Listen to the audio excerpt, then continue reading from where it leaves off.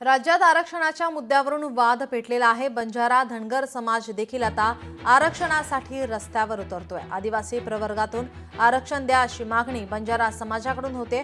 बंजारा समाजाच्या मागणी विरोधात आदिवासी समाज आक्रमक पाहायला मिळतोय। कोणत्याही प्रकारचा अन्याय सहन न करण्याचा या ठिकाणी इशारा सुद्धा देण्यात आलेला आहे।